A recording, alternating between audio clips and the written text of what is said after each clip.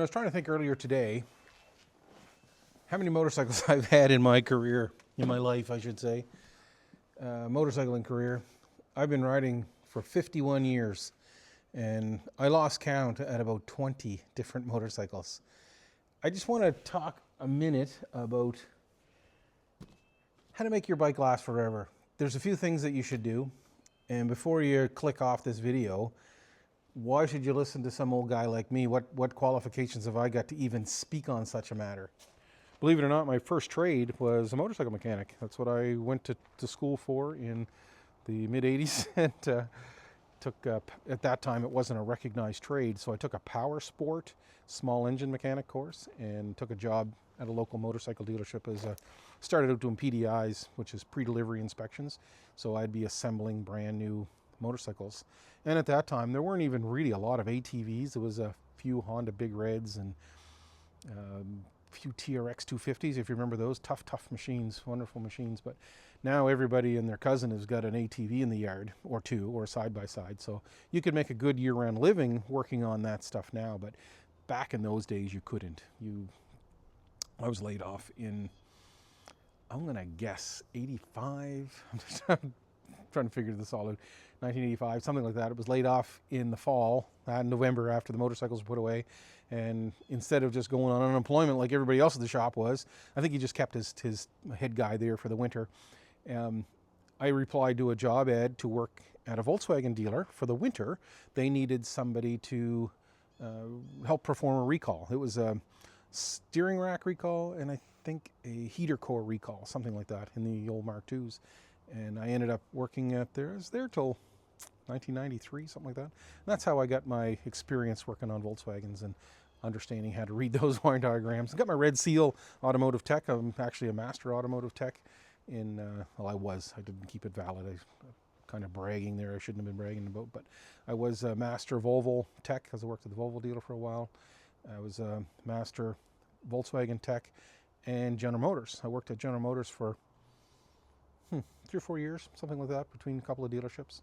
And they really encouraged, General Motors encouraged lots of training at that time, and you could take as many courses as you could humanly possibly do. So, and they were mostly an online course. This would have been the mid-2000s kind of thing. So, and in 2007, I think it was, I moved my shop, or moved my business here to this. I started a serious business in this building, and even though I had a side gig going all the time working on stuff since 1989, this is when I went full-time.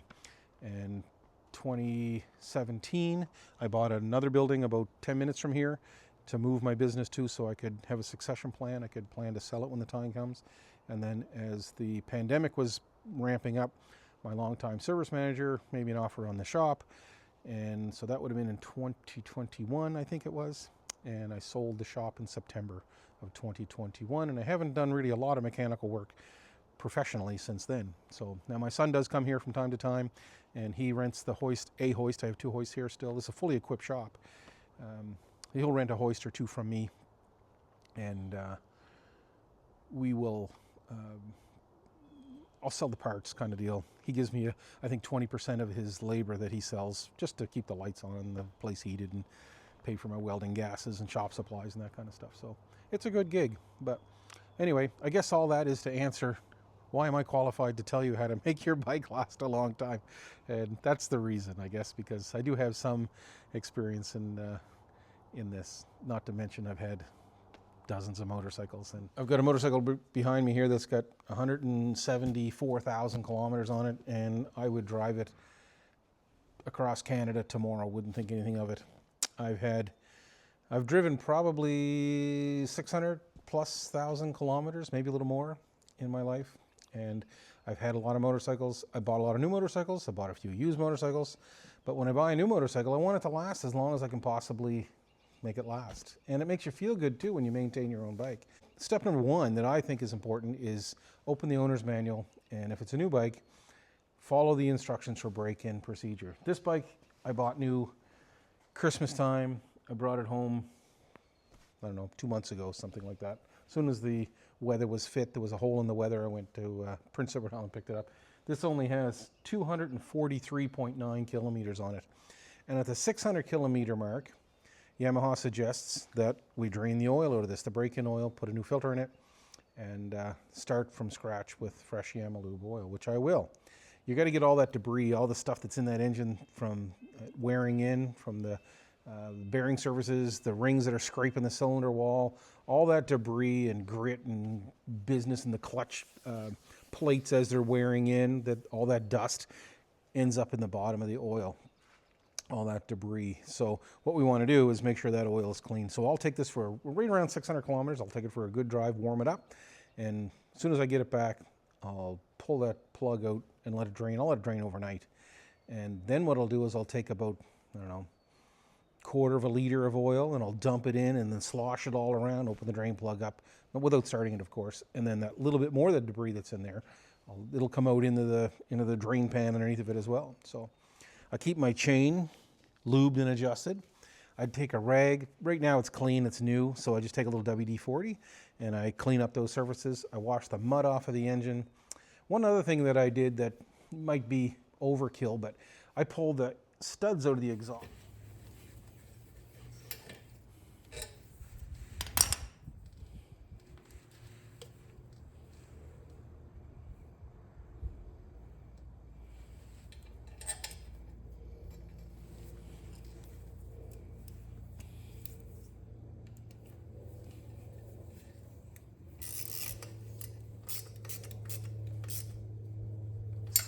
That go into the cylinder head.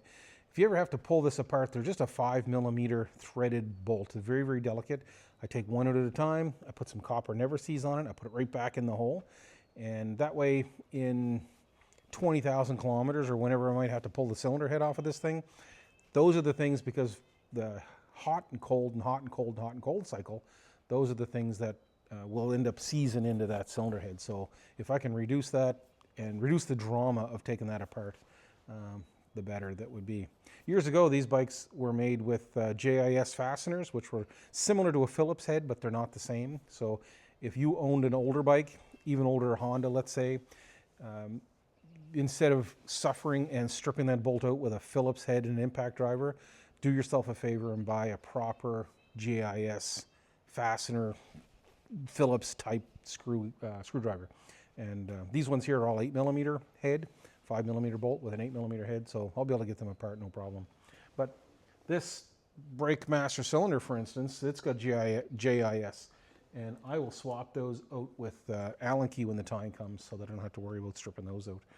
And one other thing I did with this little bike is I took all of the light bulbs out. I know this sounds petty as well, but I took all the light bulbs out, and the base of the light bulb, I smeared a little dielectric grease on it, sprayed a little fluid film around the reflector that's going to rust inevitably, you know what I'm trying to say, and I thread the ball back in.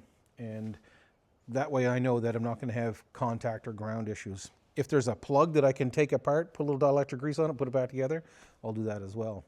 Keeps the connection clean, and it keeps water from getting in there and corroding that connection. So when this bike is not being used, say for a week at a time, I put a battery tender on it. I've got the plug geared up. I think it's right here. Yeah, right here. So that I can plug this right in the wall and it trickle charges it. I think the battery tenders are 3/4 of an amp or something like that. So this is 2025 TW200. And like I said, I bought this brand new, and I don't want this to be unreliable at all. So take the exhaust fasteners off, put a little copper never seize on them, put them back on. And those are just the little things that you can do to make this bike last forever. I pulled the rubbers back on all the cables and sprayed some silicone lube in there as well. And there's a few things that I want to do to this bike. I want to put hand guards on it. I want to put a little bit taller handlebar risers, just a cheap handlebar riser, just to raise this up. Even an inch will increase the size of the cockpit of this incredibly. This is kind of a future-proof motorcycle. This is a brand new 39-year-old motorcycle. They started making this in 1987, and I had a brand new 1999 one of these, and I traded it in just a couple of years later on a KLR 650. I think I put about 60,000 kilometers on it. I've had, I think, 3 KLR 650s. I went through some DRZ 400s. Those are great bikes. V-Strom 650, beautiful bike. Bought one of those brand new in 2014, and I traded it in on a BMW R1200 GSA actually. And the A is important because it's the adventure model. It comes with the bags and the big fuel tank, and it now has the 170 something thousand kilometers on it. It's a brilliant bike. This bike here is about as much fun as you can have with 13 horsepower, and this bike over here, so this fellow is 125 horsepower.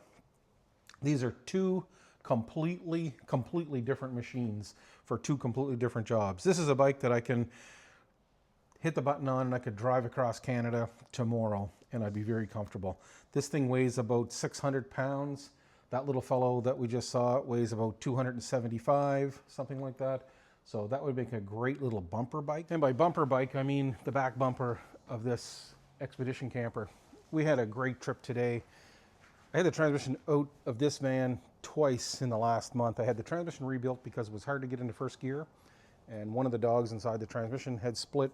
It's actually a ring, and it's got 3 dogs on it, and one of those dogs had split, and it made it very tricky to get it back into first and second gear. So I pulled the transmission, sent it to the guy that rebuilds my transmissions. He worked his magic, put it back in, and I thought I was going to do myself a favor. I'd replace the clutch while it was out because, you know, it's got a lot of horsepower, and I put a new clutch in it, and didn't the clutch slip? The brand new clutch slipped. So, and it was a new clutch that I had in here, but I used the used disc. It was just a new pressure plate, but they never did made in. I put about 160 kilometers on it, hoping it would seat in, and it never did. So yesterday afternoon, I pulled the transmission back out of this, put another replacement clutch in it, and as soon as I put my foot on the clutch, that feels better, much better, much better. My wife's making faces at me behind the camera. And today we drove it from here to, I don't know, Liverpool, let's say. We drove from here to Liverpool on the old road. Beautiful, beautiful trip. Stopped and walked the dog on a beach for a while. Just a great day. You can't make that clutch slip now. So I'm happy with that. So anyway, we're getting geared up for the adventure season. I got motorcycles, 2 bikes to do 2 different jobs. The little bike, of course, is either going to be a bumper bike or the local bike. That's the one I'm going to be going into the Mersey. If you're local here, you know what I'm talking about. To try for a trout or camp overnight. And the big bike I can load up with all of my luggage, my tent, and I can do an overnight camping trip or multiple day overnight camping trip. I remember about 10 or 12 years ago, I did the Cabot Trail by myself. I took my camper van, a trailer, and my 650 V-Strom actually at the time.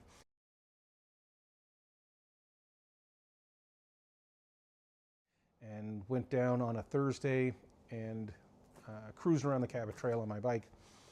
And on the way home, the news reported that there was no fuel to be had, no gasoline in the province. I just finished filling my bike up with gas at the Irving in Bedeck. And when I ended up passing the gas station on the way home, there was one that had fuel in Allac, if you know where that is, on this side of the Canso Causeway. Anyway, that had a long string of traffic going into it to get the last few drops of fuel. So luckily all my campers are diesel, so diesel wasn't a problem. And that was one ship that I remember that Labor Day weekend. There was a bit of a spike in the demand, and there was one ship that couldn't dock because of weather or something in St. John, New Brunswick at the refinery, and that would have been like 3 weeks before. So I'm wondering how all of this oil shortage now is going to affect guys like me that want to enjoy these toys that we have. So way worse things in the world happen to way better men than me, so I'm not all that wound up over it, but I like to have a little bit of diesel in the tank of this. I keep this tank full almost all the time. And also I run diesel in my tractor, firewood processor, that kind of stuff. So we keep 300 or 400 liters of diesel here on hand. But anyway, all that to say is I'm hoping this summer the weather's going to cooperate, the price of fuel is going to stabilize and go down a little bit, and I'm hoping that I can have somebody step into my firewood business a little bit to take a little bit of that strain away from me, because I feel now there's, you know, with 300 cords of wood in the queue, I feel like I can't take the time without guilt just to take off for a week to go camping. And I'm at the stage in my life where I don't want to have to stress over that. I just want to go and play if I need to play. And without feeling like I'm being irresponsible. Does that make sense to you guys? So anyway, that's all I'm going to say. I just want to talk about my toys tonight. And this is the adventure part of the Logfather Adventure channel. I'm no farther ahead of getting my old channel back. I have been in touch with Google. I think it's a chat bot. I don't think it's a real person that I'm talking to. And they just send me the same form to fill out, and I fill it out, and they send me that, tell me that I've got 72 hours. I'll get an email. I get another email in 72 hours saying they need more information. I open the link to the information to give them that information. It's the same form. So I feel like I'm stuck in this purgatory. But anyway, that's all I have to say about that. You guys, just an update. I'll see you on the next one. No, I won't. You'll see me on the next one. Over and out. If you do end up buying one of these little TWs, there are a few things that you can do right off the bat to make them a little more comfortable. One I mentioned earlier is to put a set of handlebar risers in, just to open the cockpit up a little bit. I'm not a very big guy. I'm only 5'8", but I find it's a bit compact. And also I put bigger foot pegs on it. The foot pegs that come on it are about the size of my thumb, and they're not very comfortable, especially if you're standing. I put a little Amazon rack on the back, and this is a waterproof tail bag that's meant to fit actually on that aluminum pannier. I also have a cheap Amazon tank bag to hold my wallet, my phone, and my earplugs, and this has the obligatory, the Gerber tool in here. Actually, it's a Kershaw tool, and earplugs, half a roll of toilet paper, my wallet, a couple of extra dollars in case I forget my wallet. I can get fuel somewhere. This is a 7 or 8 liter fuel tank on here, so it holds, that would be roughly $15 worth of fuel. Hard to believe in that little tank there, but I should be good for, well, how far would that take me? Probably 180 or so kilometers, if I remember correctly. So I keep a little piece of microfiber towel always tucked in here. And that's to wipe my visor off, wipe the instrument off, the mirrors, that kind of thing. So I find that it's refreshingly simplistic when you ride a bike that's all analog. There's an actual mechanical cable that spins this speedometer. These are very user-friendly bikes. I'm going to be doing the maintenance, the valve adjustments, of course, the oil changes, the tire adjustments, the brake adjustments, everything that it will need, I'll be doing.